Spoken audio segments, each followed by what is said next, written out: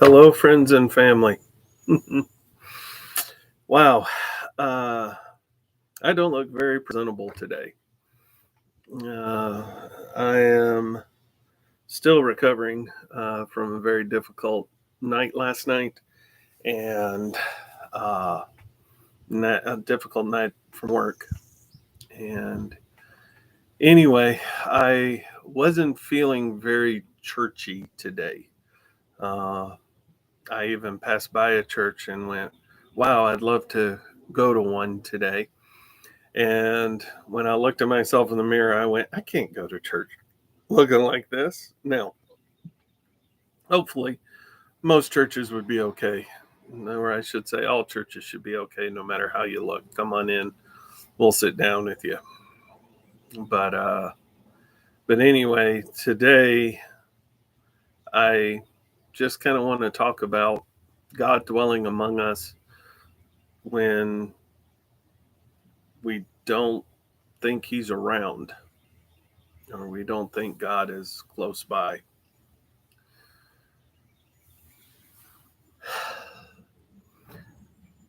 The last several months have been very difficult with this job. We have had some challenges that not only one being new to this job, but also being new uh, to this job, but also just different challenges have popped up here and there. And so there have been things that have made it more and more difficult, strenuous. Last night was kind of a microcosm of what has taken place over the last several weeks. We've had girls run off and we've had to go track them down and find them. And the only difference with last night than other nights is that last night it wasn't raining. And so that was one thing, I guess, to be thankful for. But for the rest of it, I'll have to admit, I'm like, Lord, I truly feel like you've called us to where we're at. We're thankful that you've called us here. There have been so many people who have said we couldn't do your job. And Becky and I at times both think we can't do our job. Uh, we feel like we're letting the girls down. We feel like we're not teaching correctly. We're not training. We're not doing things the right way. And I said all that to talk about where we're at right now in our study. God dwells among us, and we see in the very first part where God dwelt in the garden, and that's where He was among His people. And then God dwelt uh, among in different places for the patriarchs, Moses, nation of Israel. And then God dwelt among His people in a small tent. Then God dwelt among His people in a large tabernacle. God dwelt among His people in when the Ark of the Covenant was in a house. And then God dwelt among His people in the very first temple. Okay, that was built by Solomon in all of its splendor and all of its grandeur. That was destroyed in 587 BC, and so the first temple was gone. But yet we see that God even dwelt among His people when they weren't even in Israel. We see that through Ezekiel, where Ezekiel was trying to teach and train and show people, hey, this is what God intends for you. And then when the people came back to Israel, they made an attempt to rebuild the temple, but it was smaller, wasn't very large. And this was through Nehemiah and his building project, and they couldn't even start on the temple. That's where they were wanting to go, but weren't able to. And so the temple was eventually built, and then Herod built the second temple. and it was grand in its size and splendor. But again, it was destroyed in 70 AD by the Romans. So we have this place where God is saying, look, I am going to dwell among my people. But yet that very place in which he said he would put his name in the very first temple, the very place where his presence would dwell, okay, the very place where it would be a representation of, hey, you come here and this is where our God exists among us. But then that's gone, and there's not been a temple since. So now where's God? And I'll admit, yeah, there's been times where I've wondered where God is. Lord, I feel like you've called us to this place. Lord, I feel like you've called us to this spot in time.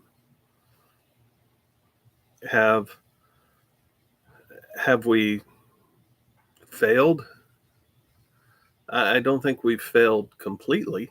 I don't think. I think things would be different if that were true. But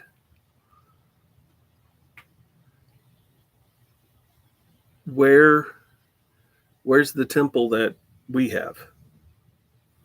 Where's our temple right now? And this is something that I'm really looking forward to talking about next week when we talk about Jesus and how God dwelt among us through Christ. And so, but to back up, I feel like we need to know, hey, Lord, there's no temple. I mean, like for Becky and myself, because of the pandemic and our job here, we've been to church maybe 4 times in the last, well, it was March 13th of 2020 when the pandemic started. And I think we've been to church maybe 4 times over those 2 years. But yet, I can honestly say I don't think I've ever been more in love with God than I am right now.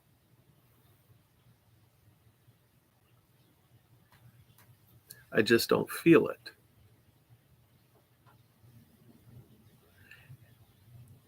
But that makes me think, why don't I feel that? And I go back to what true love really is.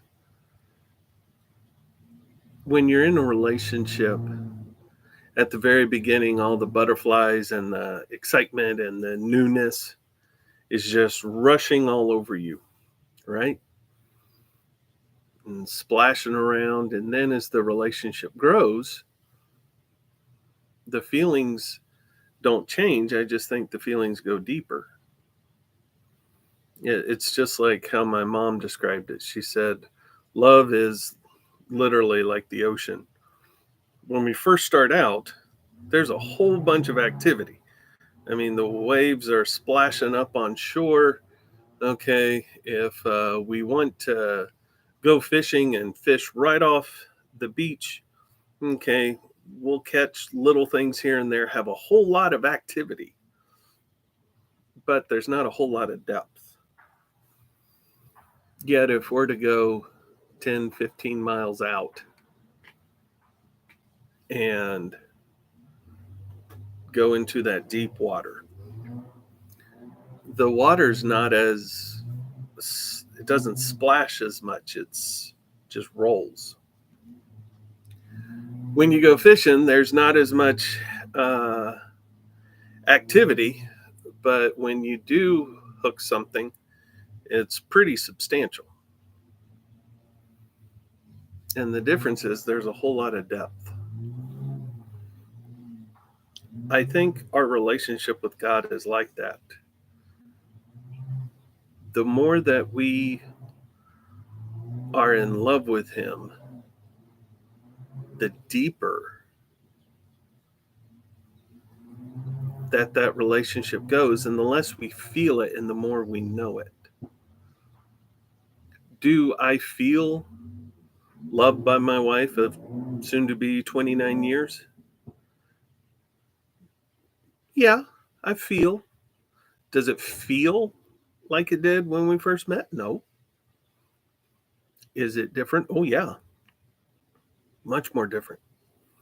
There's a whole lot of depth there, a whole lot of things to hold on to, a whole lot of things of substance and things that are substantial. So, am I saying that church is not important? Of course not. We still need to be with other believers, and thankfully, my job here, we're surrounded by fellow laborers in Christ. And so the prayers, the encouragement, the arms around us, the poke, the love, it's all things that we feel. And so in a sense, have I been in a physical building? No. But have I been with fellow believers? Absolutely. And so I'm very, very grateful for that. So back to, if there's no temple, how does God dwell among us? And I think this goes, and this can lead into some questions that I've had. One, people have asked me the differences in the temple. Okay, and there's the tabernacle. Okay, that was the basically the big tent that could wander around with the Israelites. And then from the tabernacle, Solomon built a temple somewhere in the vicinity of 300-400 years between the tabernacle and the temple. And then it was destroyed. New temple went up about 500 or so, roughly. I mean, close to it, 500 BC. And then from that point on, it was added on to and restored and refurbished. And then when Herod came on the scene, he had a grand temple there. And that was the second temple. And again, it was destroyed by the Romans in 70 AD. And now all that's left is the Temple Mount. And that's as far as any Jew can go to the temple, because right now the Dome of the Rock exists on top of the Temple Mount. And that is a holy place for the Nation of Islam. And so since there's no temple, okay, where does God dwell among us? And this leads into the second question that someone had with what's going on with Ukraine, okay, or in Ukraine.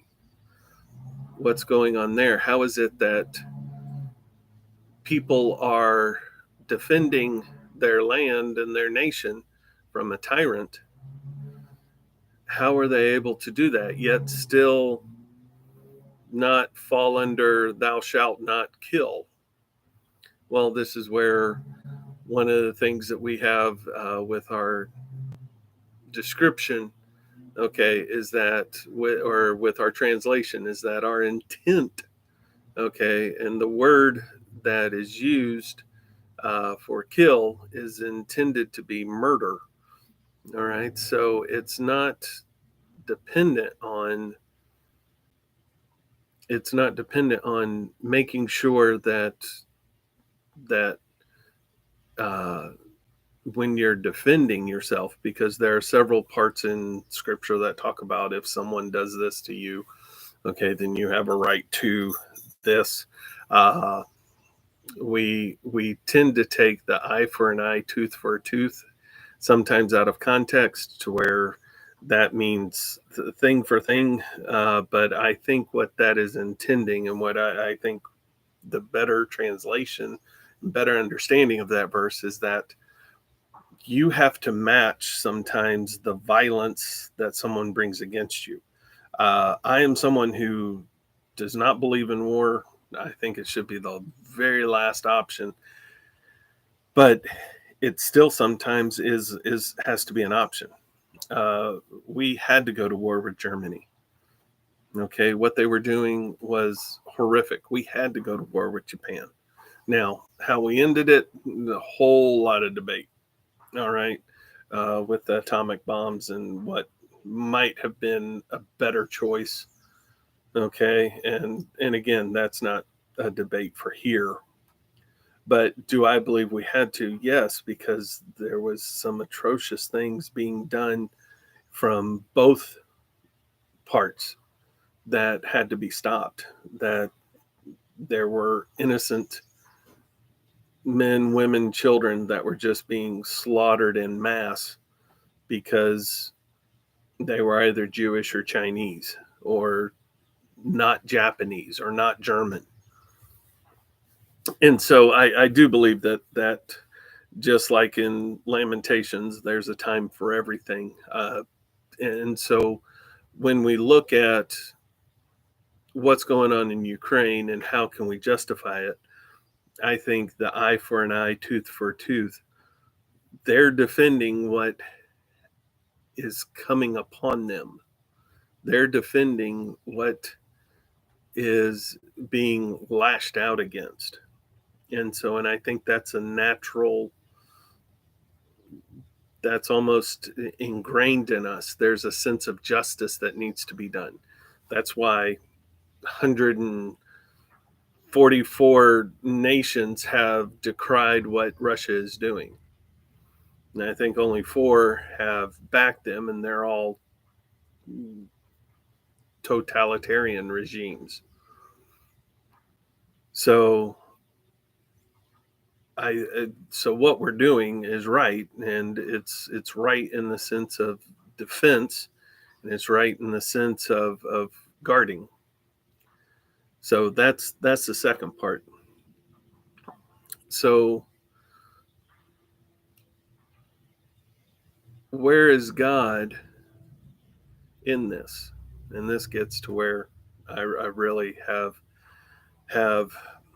enjoyed watching how people have responded to the people in Ukraine. One, there have been many people through Airbnb have reserved houses and rented houses in Ukraine through Airbnb with no intent of staying there. And so what are they doing? They're sending the Ukrainians money directly to them to be spent on how they think it should be spent. In Poland, there are strollers set up at a train station so that when women with babies are coming through, they have a stroller for free sitting there waiting for them. There was another group of people that were at the train station, and one lady was standing there. And again, I think this was in Poland. And they were waiting on some of the refugees from Ukraine. And the lady was waiting for people to show up. And she said, I can take people, but I can only take 8. Do you see where God's existing there? Through the war, through the tyranny, through the awfulness, you have people that are reaching out and saying, hey, I just want to do what's right. And where does this right come from? Where does this sense of needing to do what's right, where does it exist? Because as creatures, we shouldn't, if we are purely evolutionary biological animals, we should just have a sense of self care and self-reliance. Now, yes, there are other animals that have herd mentalities and herd aspects, but you don't see zebras looking over at wildebeest going, hey, what's in their best interest? You don't have you don't see this care between species. And yet here we are as human beings, and you could look at, oh, well, we're just concerned about you could try to argue that we're just concerned about our own human kind and human race. No, I don't think that's true at all, because this is where we're doing stuff that gives us absolutely nothing in value. People are renting out rooms from complete strangers that they will never meet. Women are and families are leaving strollers to people they will never see, more than likely.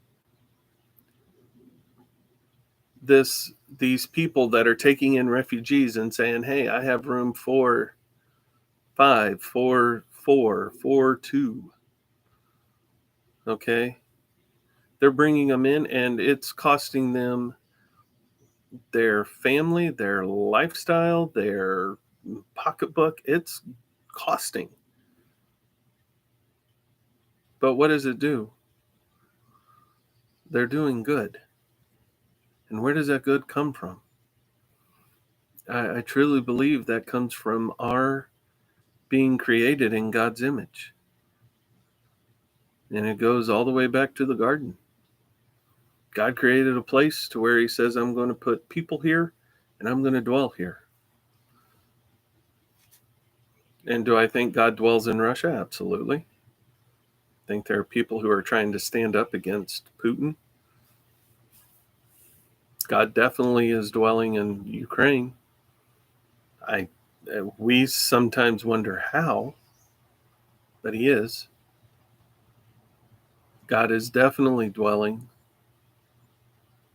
among the people that are inviting all of these poor, indigent, and virtually helpless human beings and saying, hey, I've got a place for you. Hey, I've got a home for you. So forgive my appearance. Okay. Very long night, very hard night last night. But I can now rest in being reassured that God dwells among us here, in this place, in this spot where I'm wondering, God, where are you? And he's here. I really look forward to the message next week when we talk about Jesus and when we talk about how he dwells among us. And then we'll probably wrap around with the application again. So anyway, peace be with you, my friends and family. May the Lord bless you and keep you. May the Lord make his face to shine upon you and be gracious unto you. May the Lord turn his face to you and give you peace. Take care.